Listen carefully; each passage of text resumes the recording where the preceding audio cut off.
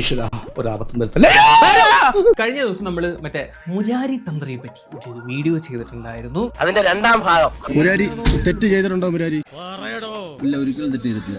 എന്നെ ഇപ്പൊ തന്നെ ഓടിച്ചിട്ട് പിടിച്ച ഇവിടെ കൊണ്ടുവന്നത്, അതിന് ഞാൻ എന്ത് തെറ്റ് ചെയ്തിട്ടാ? അയ്യോ, പച്ചവെള്ളം ചവച്ചു കുടിക്കണ പഞ്ചപാവം. അങ്ങോട്ട് ഇറങ്ങിയില്ലടേ. ഒരു 20 ലക്ഷം രൂപ എന്റെ അടുത്ത് ചോദിച്ചത് ഇവന്റെ യൂട്യൂബിനകത്ത് മുരാരി ജ്യോതിഷാലയം യൂട്യൂബിനകത്ത് കൃത്യമായിട്ട് കിടപ്പുണ്ട്. ട്രാപ്പായിരുന്നു, ഒരു ട്രാപ്പിലാക്കിയത് നമ്മള്. അത് നീ വല്ല സ്കൂൾ മാഷ്മാരോട് പറഞ്ഞാൽ മതി, അവര് വിശ്വസിക്കും. പോലീസുകാർ തലച്ചോറുള്ളവരാ. ഒരു കാര്യം ശരിയാണ്, ഇവൻ ലോക ഉടായിപ്പാണ് എന്നുള്ള കാര്യം.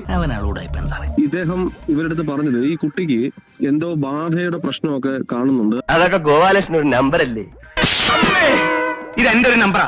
കളിക്കുന്നത് അതിൽ വേണ്ട തെണ്ടി. നിന്റെ ബാധ ഒഴിപ്പിക്കില്ലേ?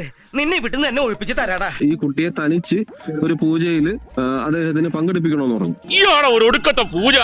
നിരോധിക്കണം. ഏറ്റവും അവസാനം ഒരു ബെഡ്റൂമാണ്. ആ ബെഡ്റൂമിൽ ഈ പെൺകുട്ടിയെ ഇയാൾ എത്തിക്കുകയാണ് ഉണ്ടായത്. കയ്യിൽ കിട്ടിയിരുന്നെങ്കിൽ ഒന്ന് പെരുമാറായിരുന്നു. എത്തിച്ചിട്ട് ഇതിന്റെ ഉടുപ്പഴിക്കാൻ പറയുക.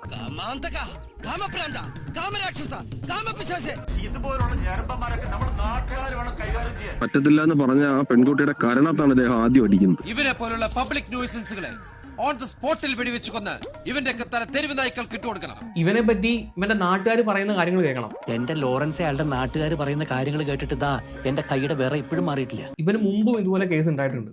ഇത് തന്നെ പണിയാ. ഓട്ടോ ഓടിച്ച് നടക്കുന്ന സമയത്ത് സ്ത്രീകളുടെ അടുത്ത് അപമര്യാദയെ പെരുമാറിയ നാട്ടുകാരെടുത്ത് പെരുമാറിയിട്ടുണ്ട്. നാട്ടുകാരുടെ കയ്യിൽ നിന്ന് ചളുക്ക് ശരിക്ക് കിട്ടിയോന്നാ ചോദിച്ചത്.